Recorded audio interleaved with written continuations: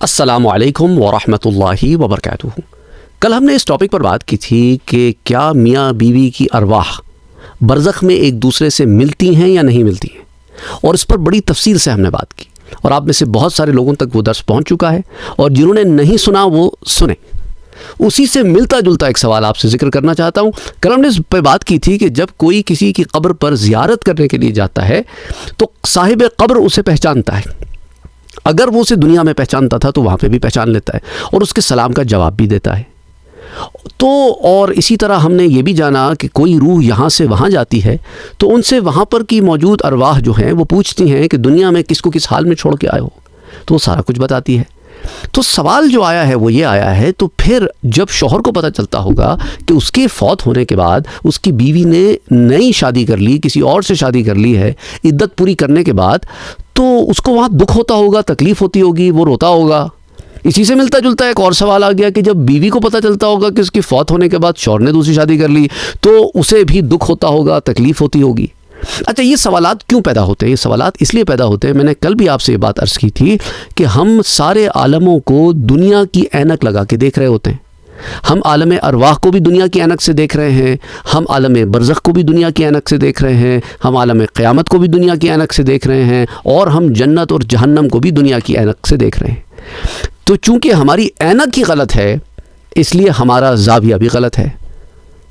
دیکھیں نا، آپ نے کبھی فورتھ ڈائمنشن دیکھا ہے؟ آپ نے کہا نہیں دیکھا میں نے، ٹھیک ہے۔ آپ جو ٹی وی کے اوپر فلم یا ڈرامہ یا کوئی پروگرام دیکھتے ہیں اس کے اندر آپ کو ڈیپتھ نہیں دکھائی جاتی، آپ صرف 2 ڈائمنشنل امیج دیکھ رہے ہوتے ہیں۔ اگر تو وہ 3D ہو تو اس کے لیے آپ کو 3D گلاسز پہننے پڑیں گے، تو آپ کو ڈیپتھ بھی نظر آئے گی، 3 ڈائمنشنل امیج نظر آئے گا۔ اچھا، اگر 3 ڈائمنشنل ویڈیو کو آپ بغیر 3D گلاسز کے دیکھیں گے تو آپ کو بلر نظر آئے گی، تو اس کو صحیح دیکھنے کے لیے صحیح چشمہ لگانا ہوگا۔ یہی معاملہ ہے کہ برزخ کو ہم نے دنیا کے پیمانوں سے پیمانے میں نہیں لینا ہے۔ برزخی حیات میں یاد رکھیں نفس ساتھ نہیں ہے، وہی آپ کی جتنے بھی یہ جو کوشچنس نکل رہے ہیں نا وہ سب کے سب نفس سے نکل رہے ہیں۔ وہاں پر روح ہے، اس کا تعلق جسم سے ہے، لیکن وہ جسم کے اندر موجود نہیں ہے۔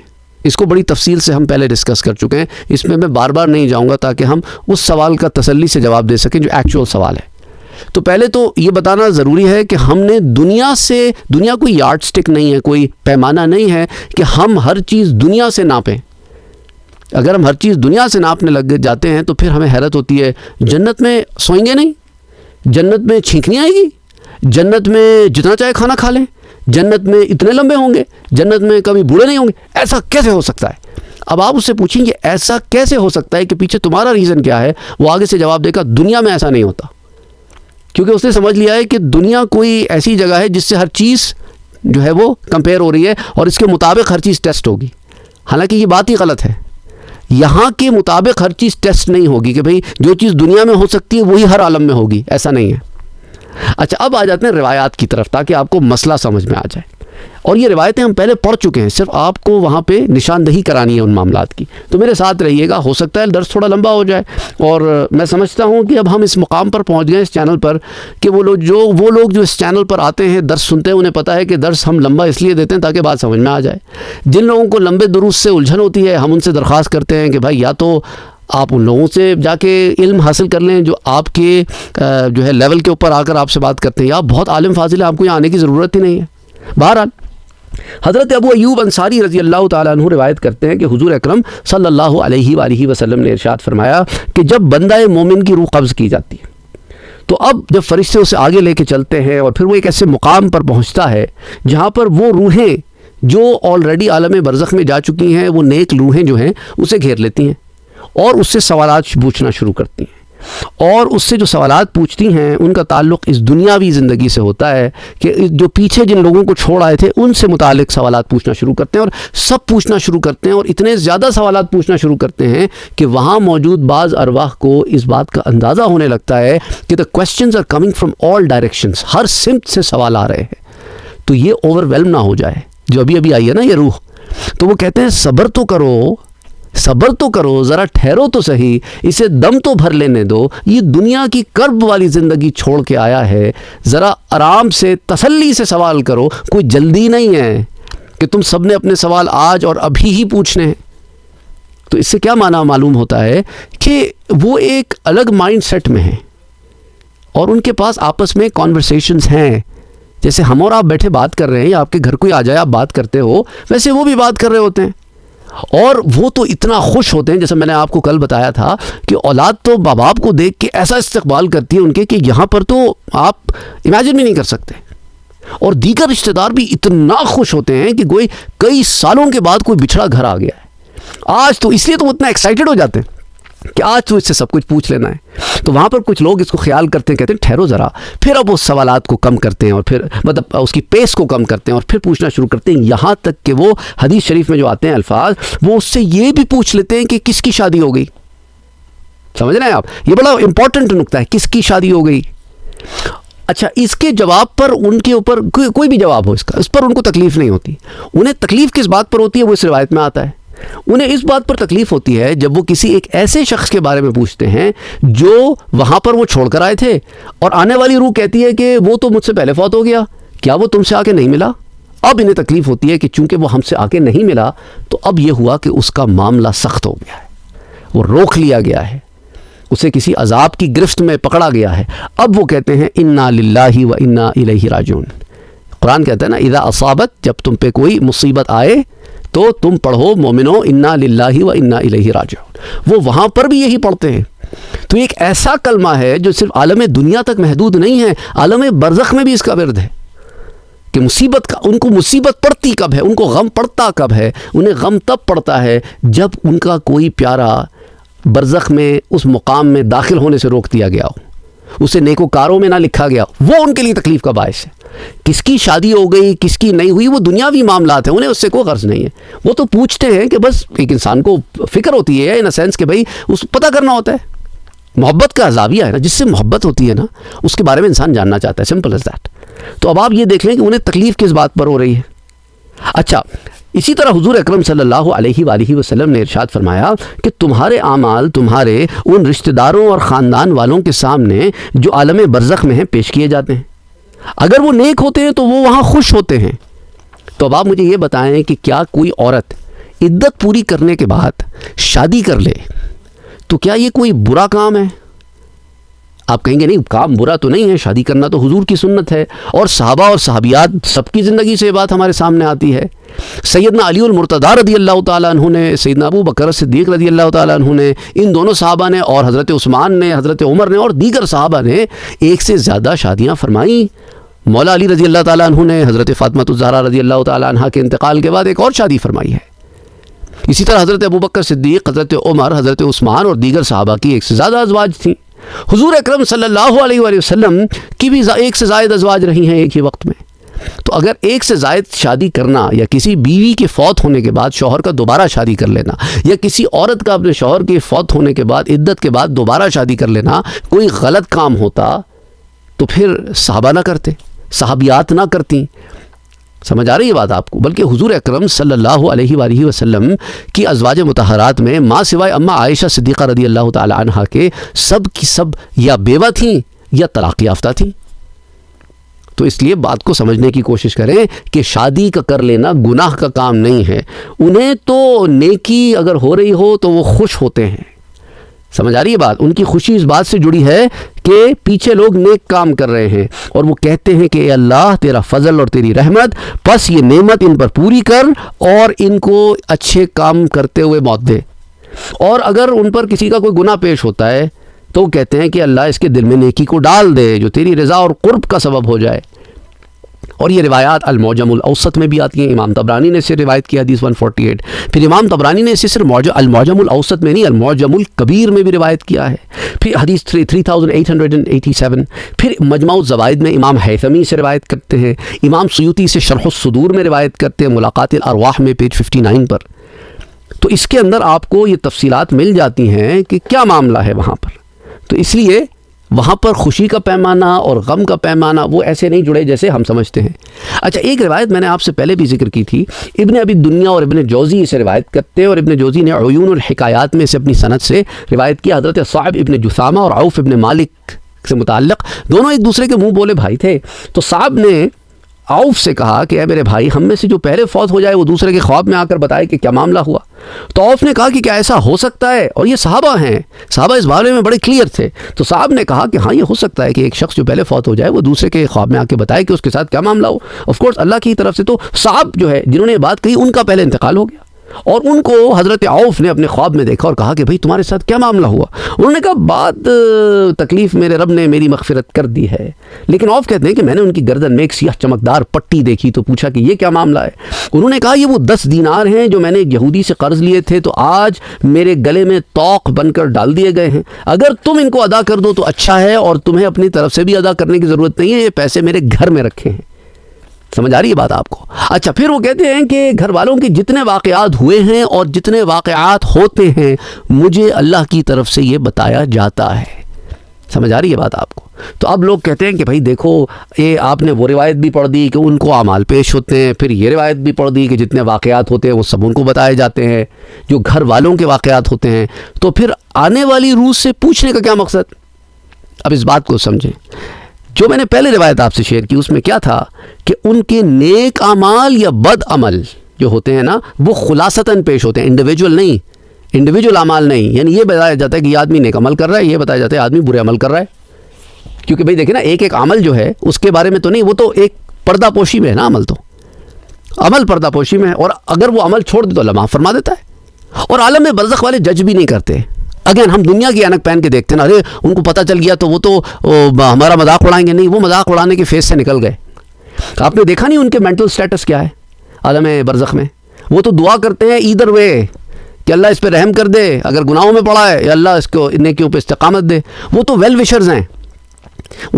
یہ سارا نفس کا معاملہ لگا ہوا ہے دنیا میں. ہم ایکچولی نفس کی آنکھ سے ہر عالم کو دیکھتے ہیں، یہاں ہم غلطی کھاتے ہیں.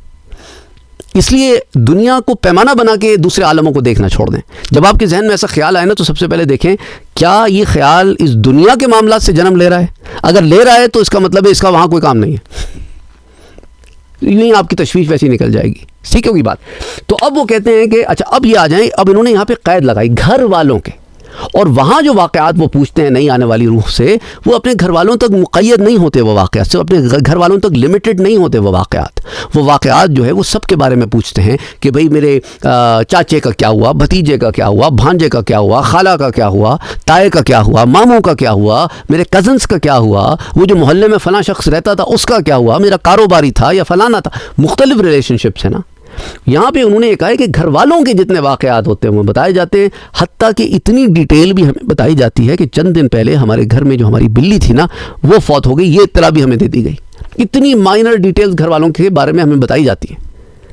اور ایک اور بات میں تمہیں بتاتا چلوں کہ مجھے یہ بھی اللہ کی طرف سے بتایا گیا ہے کہ چند دن کے بعد میری بیٹی نے بھی فوت ہو کے میرے پاس آنا ہے. اب آپ کہیں گے بھائی یہ علم تو اللہ نے کسی کو نہیں دیا. اللہ کا پاس یہ علم تھا نا، اللہ کے پاس ہے نا یہ علم تھا بھی، اللہ کے پاس ہے یہ علم. اس کی مرضی جس علم کو جس پر کھول دے اور جب کھول دے. اب وہ خواب میں آئے ہیں تو اللہ کے اذن سے ہی آئے ہیں نا، اللہ کی مرضی سے ہی آئے ہیں. اپنی مرضی سے تو خواب میں نہیں آئے.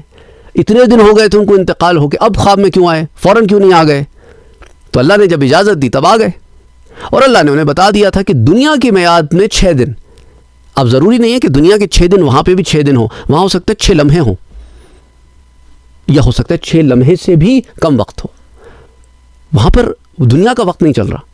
وہ عالم اس کائنات سے پرے ہے. لوگ یہ بھی پوچھتے ہیں وہاں کیا کرتے ہوں گے، وہاں کیسے وقت گزرتا ہوگا. ہم نے وقت دنیا کی طرح سمجھا ہوا ہے وہاں پر کہ یہاں پہ جو 1 گھنٹہ ہے تو وہاں پر بھی 1 گھنٹہ ہو سکتا ہے ہمارے 1000 گھنٹے وہاں 1 سیکنڈ ہو. کیا پتا؟ ہمیں تو نہیں پتا نا. We don't know. تو نے کہا تمہارے اعتبار سے 6 روز میں اس کی فوتگی ہو جائے گی، تو ان دنوں میں اس کا اچھا خیال رکھو. یہ واقعہ میں نے آپ کو پہلے بھی بتایا. میں تفصیل سے اس لیے بتاتا ہوں ایک ایک جملہ، اس لیے اس کو جاتا ہوں ڈیٹیل میں کہ بات سمجھ میں آ جائے. انفارچونیٹلی کچھ لوگ الجھ جاتے ہیں اور چینل پہ آ کے لکھتے ہیں یار کیا تم ایک ہی بات پیٹتے رہتے ہو، ایک ہی بات بتاتے رہتے ہو، بار بار بتاتے رہتے ہو، اتنا لمبا کیوں کرتے ہو. مقصد ہمارا ویڈیوز کو لمبا کرنا نہیں ہے. مقصد ہمارا یہ ہے کہ ایک دفعہ بات سمجھ میں آ جائے نا تو 10 دفعہ نہیں سمجھانی پڑتی.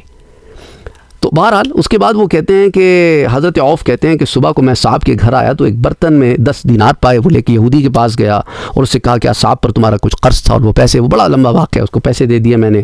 اس نے کہا تو وہی دینار تھے جو میں نے صحابی رسول حضرت کو دیے تھے، صلی اللہ علیہ وسلم کے صحابی کو دیے تھے، اور بڑے اچھے صحابی ہیں. اور بہرحال اس کے بعد وہ آئے، گھر والوں سے پوچھا، گھر والوں سے بلی کے واقعات بھی بات میں نکلے، اور کچھ ایسے واقعات انہوں نے اور بھی بہت سارے بتائے. اور پھر وہ کہنے لگے کہ میں نے گھر والوں سے پوچھا کہ وہ ان کی بیٹی کہاں ہے، تو انہوں نے کہا صاحب کی بیٹی تو باہر کھیل رہی ہے. تو میں گیا، میں نے اس کو ہاتھ لگایا تو اس کو تو بخار تھا. میں نے اندر آیا گھر پہ، ان سے کہا کہ بھئی دیکھو اس کا خیال رکھو. اور پھر یہی ہوا کہ جتنے دن انہوں نے بتائے تھے اتنے دن کے بعد اس کا انتقال ہو گیا. تو بہرحال یہ جو معاملات ہوتے ہیں نا وہاں کے، ان کو آپ نے دنیا میں نہیں پرکھنا. اللہ سبحانہ و تعالیٰ جس پر جو چیز جب چاہے کھول دے. اچھا، آپ کو حضرت عثمان بن عفان رضی اللہ تعالیٰ عنہ والی روایت بھی میں نے بتائی تھی کہ شہادت سے ایک روز قبل حضور صلی اللہ علیہ وسلم کی زیارت ہوتی ہے، اور حضور حضرت عثمان سے کہتے ہیں کہ عثمان کل افطار ہمارے پاس کرنا. اس لیے حضرت عثمان جس دن شہید ہوئے وہ روزے سے تھے، جمعہ کا دن تھا، آپ نے روزہ رکھا تھا، اور مغرب سے پہلے آپ کی شہادت ہو گئی تھی. یعنی حضور صلی اللہ علیہ وسلم نے انہیں پہلے سے بتا دیا تھا نا. تو اللہ سبحانہ و تعالیٰ کی طرف سے معاملات ہوتے ہیں، اس کے اوپر آپ کو تنقید کے موڈ میں جانے کی ضرورت نہیں ہوتی. اچھا، پھر حضرت سعید ابن مسیب حضرت سلمان الفارسی سے روایت کرتے ہیں کہ حضرت سلمان الفارسی رضی اللہ تعالیٰ عنہ فرماتے ہیں کہ ارواح المؤمنین فی برزخ من الارض تذهب حیث شاءت، کہ جو مومنوں کی جو روحیں ہوتی ہیں برزخ میں، وہ جہاں چاہیں پھرتی رہتی ہیں. تو اللہ سبحانہ و تعالیٰ کے اذن سے وہ مختلف مقامات پہ جاتی ہیں. یہ بھی ہو سکتا ہے کہ برزخ میں ایک قوت ہوتی ہو کہ بندہ ایک سے زائد جگہ پر ایک ہی وقت میں ہو، کہ وہ پرندے کے جسم میں جنت کی شاخ سے لٹکی ہوئی بھی ہیں، اور وہاں سے قبر پر جو آیا ہے زیارت کرنے کے لیے اس کی طرف متوجہ بھی ہیں. وہاں پر ٹہنی پر بیٹھے ہوئے پرندوں سے بھی بات ہو رہی ہے، اور یہاں اس کی بات بھی سن رہے ہیں اور اس کی بات بھی سن رہے ہیں، اور اس کو بھی فیل نہیں ہو رہا کہ میں اگنور ہو رہا ہوں، یہاں اس کو بھی فیل نہیں ہو رہا کہ میں اگنور ہو رہا ہوں. تو یہ ایسی چیزیں ہیں جن پہ ہم اگین دنیا کے زاویے سے ہم ہر عالم کو نہیں پرکھ سکتے. اچھا، اسی طرح ابن قیم کہتے ہیں کہ برزخ چونکہ دو چیزوں کے درمیان آڑ ہے، تو بہت حد تک ممکن ہے کہ برزخ سے مراد وہ دنیا اور آخرت کی جو درمیان کی زمین ہو، کیونکہ اس روایت میں ہے کہ فی برزخ من الارض، یعنی برزخ بھی کوئی زمین ہے. لیکن کتنی دقیق بات ہے. ایک نقطے پہ آپ غور کریں، شاید اس نقطے پہ میں نے آپ سے پہلے نہیں بات کیا کہ برزخ بھی ایک زمین ہے، ایک ارض ہے، ایک عالم ہے. وہ بھی وہاں پہ بھی چلنا پھرنا سارے معاملہ، کیونکہ ارض کہہ دیا نا اس کو. ارواح المؤمنین فی برزخ من الارض، وہ ایک ایسی زمین ہے جہاں پہ وہ جہاں چاہے جاتے ہیں. اس لیے ابن قیم نے کہا کہ اس سے مراد وہ زمین ہے جو دنیا اور آخرت کے درمیان کے عالم کی زمین ہے. اور اسی طرح حضرت مالک ابن انس فرماتے ہیں کہ بلغنی ان ارواح المؤمنین، کہ مجھے بات معتبر ذرائع سے پہنچی ہے کہ مومنوں کی روحیں بالکل آزاد ہوتی ہیں، جہاں چاہیں آتی جاتی ہیں اللہ کے حکم سے.